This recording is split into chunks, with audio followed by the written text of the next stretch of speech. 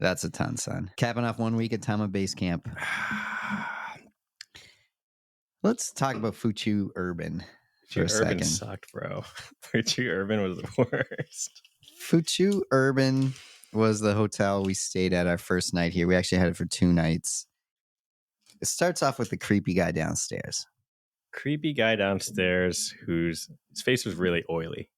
He had oiled, slick back hair. Quite large, unhappy looking guy. Yeah, unhappy looking guy is my takeaway too. Cramped, dark hallway, dark room. Luckily, we got a non-smoking room. That's how we started the trip. Pretty bad. I guess they had the upstairs onsen thing, which was good. It wasn't bad for us. I think if that's your first welcome to Japan, like if you've never been to Japan before, Yep. and that's where you're staying, you're going to think you're in,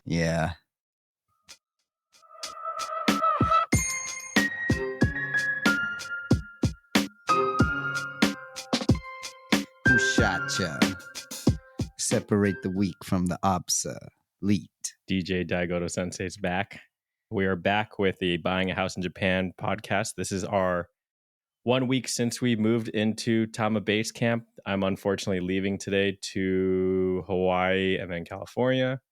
Joey's holding down the fort. How long are you here till, Joey? August 2nd. Okay.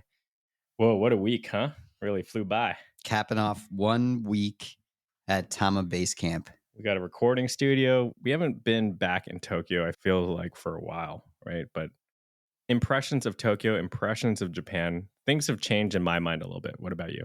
It doesn't feel like, not that I was expecting it to be like, somehow magically jump back into what it was like when I was at ICU as a university student here. And I don't even honestly remember too much what it was like, but this is clearly different experience than college times. Yeah, we're a little further away from Tokyo again. So we actually went into Tokyo from Tama maybe 4 times, I would say. Yep. Maybe 3 times. It was a mission, but also comparatively to the average Japanese person, they do this all the time. We're in a city that's called like a bed city, which is like a commuter town. And every time we go on the train, it's like jam-packed, sardine-packed. And again, it doesn't help that we go at peak hours, or at least we think, but man, Tokyo's a lot more crowded than I remember it. Yeah, beddo town is the new vocabulary of the day, commuter town. Tokyo is more crowded than I remember it. 100%, maybe 5x more crowded. 4 maybe. But I'm really happy we did not buy in central Tokyo, especially one, we did not buy a needed renovation property in Tokyo. And 2, I'm glad we're not like central Tokyo just because it's just too many people. Nakano was nice though. Higashi Nakano. Nakano was nice, but Tama's really nice too. Like we got birds chirping, we got a lot of space, we got a lot of sunlight. Like our house itself is like very large, and I think I would, if I was living here long term, I would optimize for space and this versus being deep in the city. Yeah, pro tip, Inagi Town. Drove through it. We went to onsen last night. Inagi Town, which is like 15-minute, 10-minute car ride away. Mm-hmm. Really nice. Probably need to up your budget a little bit, but nice little town. A lot of greenery. Yeah, I think we've also been driving around the car a lot. Car has been awesome. Almost absolutely necessary for where we are here. And it feels pretty good that if we ever need to go to Tokyo at this point, it's like very easy for us to drive to the station, find parking, go in. And compared to when we first got here, I was a little worried. I was like, oh, shit, are we too far away from the station? But I really like the distance we are. And I would recommend it for people who want to be here long term, that you don't need to be in central Tokyo. And these suburbs are a really good option. Yeah. We're going to try that out today, right? We're going to try driving downtown a little bit. Yeah. I think it'll be fun. I was driving the 4Runner into Manhattan. If you can find parking in Manhattan, I'm pretty sure we can find parking in Tokyo. Yeah. Let's see. I don't know. Joey's going to be dropping me off close to the sexy Skyliner from Narita. We're seeing how that goes. We don't have a toll card. That's something we need to think about. The ETC, like every car has an ETC card, which is, I don't know, whatever toll highway tracker thing. So we'll figure that out. We might have found the Fumi equivalent here in Tokyo, someone that just helps us out with random tasks. So maybe that's another task we can ask her to help us with, getting the ETC card. Totally. Anyways, we had a big party. I know we recorded actually a lot of podcasts. So we're starting a like Akiyama Preferred Agent series where we're actually talking to folks, and we invited everyone to this big party we threw, and it was like so freaking awesome to see everyone in person. And I honestly just had a great time. We are like ripping tequila shots and really just connecting the dots with a lot of folks. It was really fun. It was a lot of fun. Kuma Cantina, great Mexican spot in Nakano. If anybody's here in Tokyo, I wish I ate more of the food. I like was just dialed in on talking, and me too. But I think really we were yapping. Joey and I were like, no matter what, after we closed at 10 p.m., we are going straight home. We got all these meetings next day, and come the end of the party, Joey, that was so easy to convince us to go to the next bar. Nijikai, Sanjikai. We went to 2 more bars afterwards. We went to 3 more bars. Or we went to the Konbini, we got 7-Eleven, we got yelled at by some dude, went to that pool bar, and then we went to that one bar where we played Uno, and we're like 2 or 3 a.m. just wandering the streets. We're like, all right, we got to take a cab back. That guy that we were on like a very large main road outside of Konbini, and someone yelled at us for being noisy at about 10 p.m. Yeah, that guy's fighting an uphill battle. I would yell at us. We were being a little obnoxious, but overall, I think the party was really fun. We will do it again. People were like, "What are you guys celebrating?" We're like, "I don't know. We're just having a good time." Like we're lots to celebrate though. I told people the Guru Megane story a little bit, that we ran a club when we were at ICU, which was like a food critique club, and we got some money from the school to run it. And we had no real expenses. We didn't really do too much. It was just all our friends. We just hung out really. And then we had this money left over at the end of the year, and we just blew it on a big fugu dinner. So I just told people, same thing. Yeah. Was that a fake club? There were no real events. I just remember we did that one kebab fair selling thing, or I think we did like maybe 2 paperwork. Yeah, we did the kebab thing. That's what we were celebrating. Oh, that's how we raised the money. Yeah, we were chopping all of the cabbage and yelling at people to buy our kebabs, and we spent, I think, 100% of it on a fugu, all you can eat, all you can drink. Fugu's like blowfish dinner, and I remember just like, oh man, this is the type of businesses we run. Yep, 0 profit, all fun. Hopefully not. Yeah, it was the party was fun though, and I think that kind of made the atmosphere more fun too. That we were there to have fun. Totally. What else? What's happening? Oh, we just actually got a whole bunch of cookies at the local department store. We took our own advice, which I know we haven't been always taking all the advice we say, but we bought a whole bunch of cookies. We wrote little notes. We gave people on the notes, wrote our line ID so people could contact us, and went by each neighbor and introduced ourselves. I think it went pretty well, right? Definitely. I think the neighbors were very appreciative. We took our own advice this time. As Taki said, we don't always do it, but yeah, people ask us, how do the neighbors feel when you move in, and how does the larger society feel about foreigners buying property here? If you do buy property here, this is one thing that can smooth everything over with the neighbors. Buy the little cookie box gift things they sell at the station, pre-wrapped. Put a little note on it with your contact information saying, hey, moving into the neighborhood, nice to meet you. Give it to the neighbors around you. Easy. Yep. If you were to redo this week, Joey, what would you do differently? We had a lot of business meetings. I would spread those out more. I'm only here for a week, so no, not an option. Yeah. We're grinding. I didn't get enough sleep this week is what I feel like. I feel like that maybe I sleep more than you, or I'm not sure what. It's gotta work. This is a power. This was a business week. It was difficult. Other than that, we tried our best with the cardboard. There's really no escaping the amount of cardboard you'll get when you buy one of these homes and start buying stuff for your house. That's just a massive pile of cardboard. If we didn't have the meetings though, like we made a lot less progress on the house than we thought we did.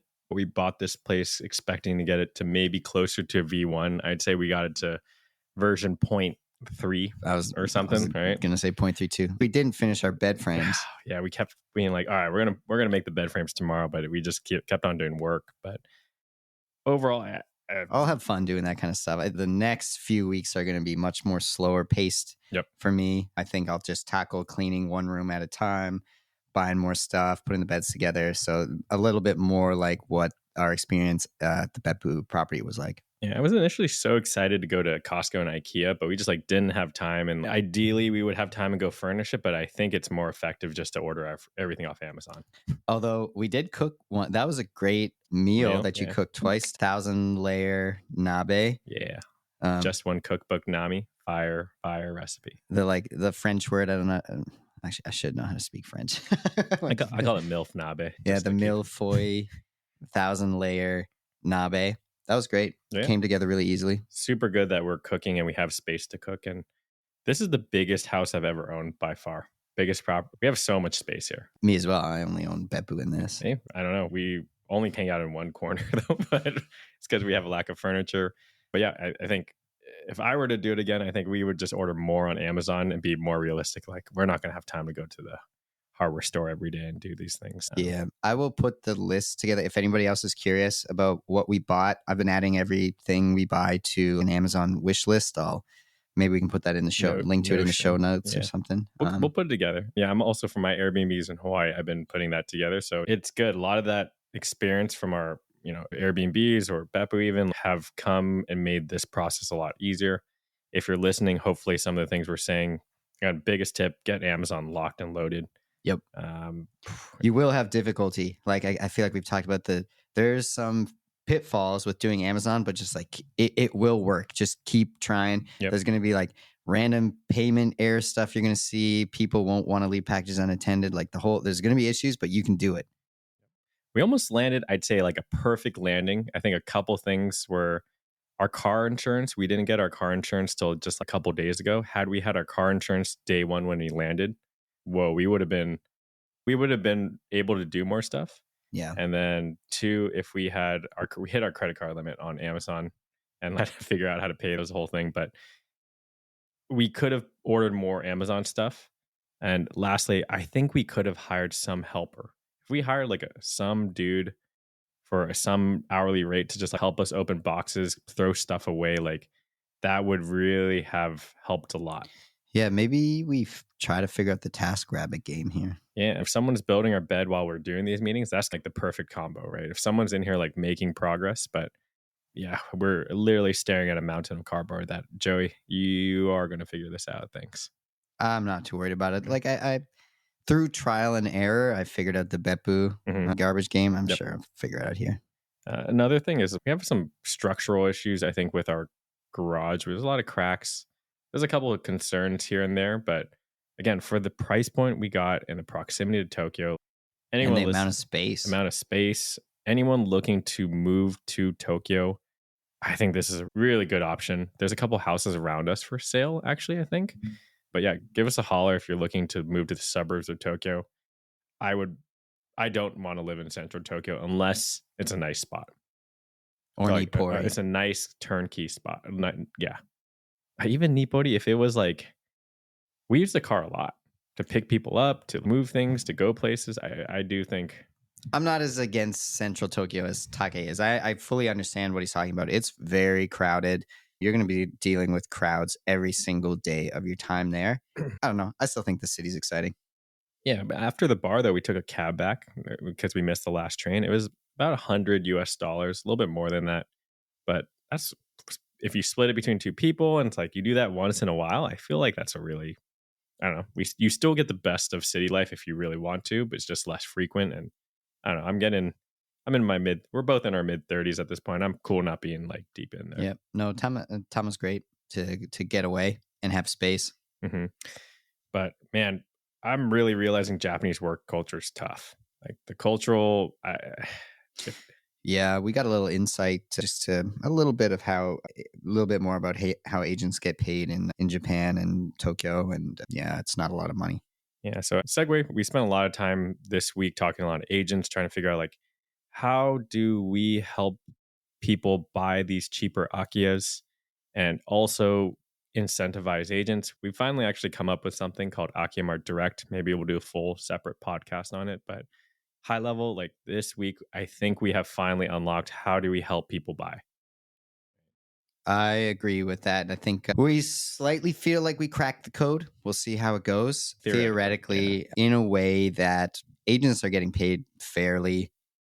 A little bit of an asterisk there just based on how the internal workings of a brokerage in Japan works. But we're trying our best to make sure that agents get paid fairly for the work they're doing and at the same time encouraging them to step out a little bit of the comfort zone and help foreigners buy. Yeah. And I think we're also up-leveling technology. I think we take it for granted. A lot of the software we use at some of our tech companies, Calendly, scheduling stuff, organization stuff. So we're bringing a lot of that tech kind of efficiency, I'd say, to some of these agents, which I think will really move the needle. Real tech Yeah, thing to say. anyone with experience in Japan is gonna know that you've probably heard of some modern companies still using a fax machine or floppy disks or something, or you've looked at a Japanese website and been whole blast from the past a little bit. We're trying to change that as well and coax these agents towards using, as Taki mentioned, things like Calendly and Google Hangouts and other ways of like a modern CRM to organize their leads. That's the direction we're trying to go. Yeah. So I think, again, theoretically, I think we've unlocked how to help people buy without. So from the consumer side or client side, we're bringing a lot of this tech that will make it feel better. I'd say more efficient. And then on the agent side, we're also bringing that tech, but also trying to find a way to incentivize them. How do we make it easier or maybe more lucrative for them to work with people that are lower budget, right? Yep. I'll start trying to work on some stuff on the website to make the Akimart Direct process a little bit clearer. Stay tuned on the website there. You'll start seeing more about it. Yeah. A little bit of a segue. It's really interesting. Right now in Tokyo, it's like election season for mayor or something. We always walk by these billboards and it's like, there are some we think we have wild candidates in the US for president, which everyone's shrugging a little bit here about that. But Tokyo's it's crazy. They have an AI mayor. So there's these big boards, right? And they have a whole bunch of like flyers for candidates that are running. Joey, who are some of the candidates running from our perception? Like a surprising number of troll candidates, it seems. 25% of these are troll candidates. Yeah, which is interesting. This is for mayor of Tokyo. Again, Japan is not federated into states like Canada and the United States are. So it's a lot more like kind of one country, one government for the whole country kind of thing. I don't know what the right way to describe that is, but so maybe the Tokyo mayor is a little bit more powerful than, say, the New York City mayor. Absolutely. But yeah, surprising number of troll candidates here. First off, the AI mayor is really funny. There's a picture of a cyborg robot kind of thing. I have no idea what their platform is, who gets to ask the AI the questions on policy. Probably kills it on responses, though. Yeah, very probably super responsive, yeah. I would expect.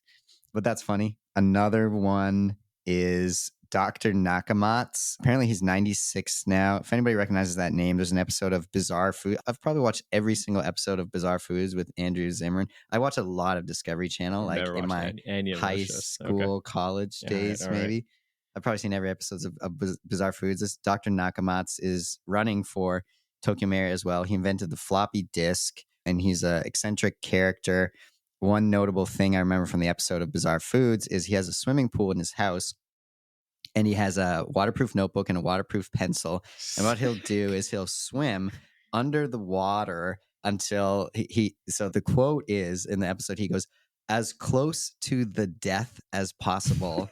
And then that's when he gets his best ideas, and he'll write them on the notebook. Wow. So and his house looks like a castle as well. Dude's like 96. That's Dr. Nakamatsu. Yeah. Okay. Biden, we got Biden, but got nothing on Dr. Nakamatsu.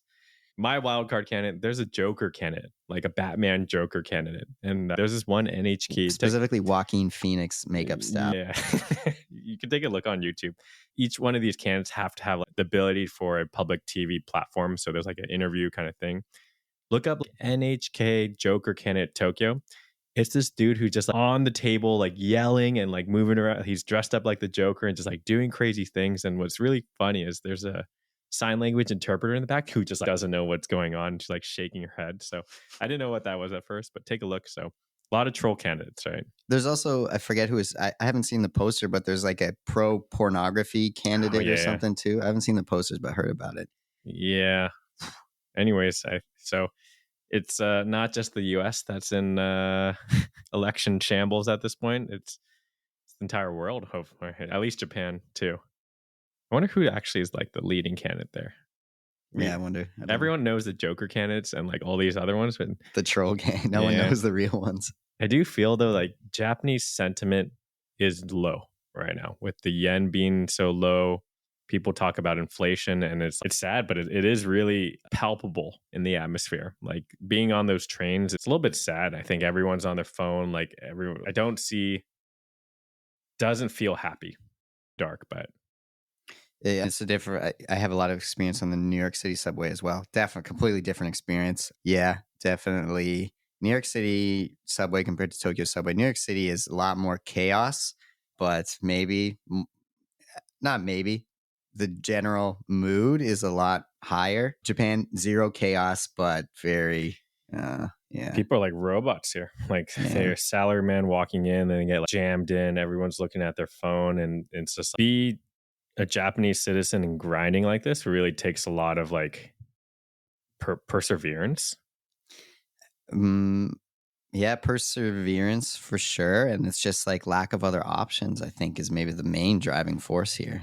Yeah. So looking from the outside perspective, it's tough. I sympathize with the Japanese nationals, and hopefully there's something here. I think also everyone knows the depopulation. People see these Akiyas. People are frustrated that the yen is weak. It's every person we've actually interviewed recently. I think we asked, "What's your feeling?" And it seems like everyone knows what's happening, but they don't have a solution, nor are they willing to actually make the change for the solution. So Yeah. we're here to change that, Joey. Right? A little bit. I do think we definitely breathe a little bit of life into this neighborhood, where I think like neighbors like us. And I do think the neighbors like us everywhere I go.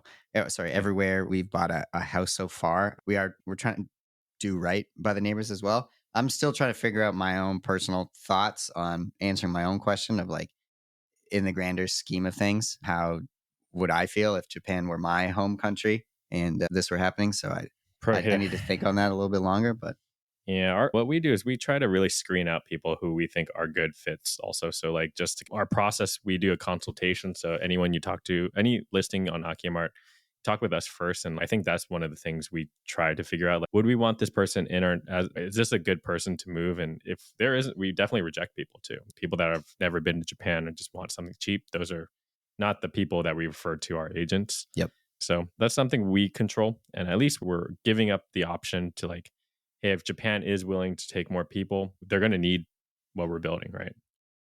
And excuse me, we're also giving the our preferred. Excuse me, I'm drinking a ton, son. We're giving the preferred agent the option to reject candidates as well if they don't feel comfortable working with this person for whatever reason. We've let them know several times. Talk about that more too, also in a little bit. But we are doing like cohorts, so we have a finite number of agents, we have a finite number of bandwidth, and we want to make sure that we provide a good experience. But also, we do want to give agents the interview process a little bit of be like, hey, we want to make sure I work with this person versus, hey, I'm stuck working with this client. Funny story before I forget. This morning, Joey, when I woke up like really early, 6 a.m., and we don't have blinds or any like privacy windows in our bedroom. So I've been like, Joey's room's a little worse. Everyone in the street can really see in. But today I woke up and like literally popped my head up, and I saw our neighbor. He was looking just like out in his garden, and I like make direct eye contact with him, and my hair's all messed up, and I like smiled, said hey, and he like was shook. He like didn't say anything, and I just went back down on the bed right after. Hey, in English, he said. The window was closed, so I just like waved my hand, and I was just like, "Wow, that was awkward." But he didn't react or wave back to me. But I don't know why that came up. But actually, interesting thing. So we're very close to the neighbors in Beppu, and a lot of windows you can see in from street level. What like the plan is to tint them, or what were you thinking is the best option? At least tint them. Like our house, luckily, we also get a ton of really good light and a lot of sun comes in. I think tinting windows is beneficial from an insulation perspective, but also privacy perspective. So there's a different, like similar like cartons you can't see through, but I like the ones that are slightly reflective where it's a mirror. So during the day they can't see in it, but night they will. We'll figure it out. We want to get a lot of our windows tinted, but at minimum, if it blocks the sun, that's already a plus. You can also get heavy tint on the car windows, including the front windshield in Japan, which is, I think, illegal in most, over a certain tint, illegal in most places in Canada and the US. I will pay some amount of money to underlight our car. If we can get the blue underlight, like we have this mom white minivan, blue or green, what would you pick color-wise? Dark purple. Purple's pretty good. Yeah. Also illegal, I believe, in the US and Canada, the underglow, but in Japan, you can do it. Okay, let's do it. Under Tokyo Drift. with the mom band. But all right, man. I think really happy with how we bought this place. Every person that's come over has been like, wow, this place is amazing. I don't know if they're just saying that, but I feel so much better that we bought this place. It seems good. Mm-hmm. Joey's going to be living here for the month, so you'll keep us posted. But successful trip. I feel like, again, this house isn't perfect. There's some things wrong, but really glad we fired the gun on this, and we learned a lot. We definitely learned about the transaction process, and we're looking at our next spot soon, Joey, right?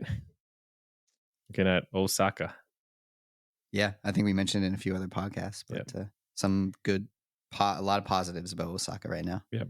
On to the next, but good luck. You're going to be here for a month fixing this place up while I'm in California. So it's got it. Thanks for your help on. I'm looking at these the boxes, bro. That's you. All right. End of the podcast. Bye. See you guys later. Dun, dun.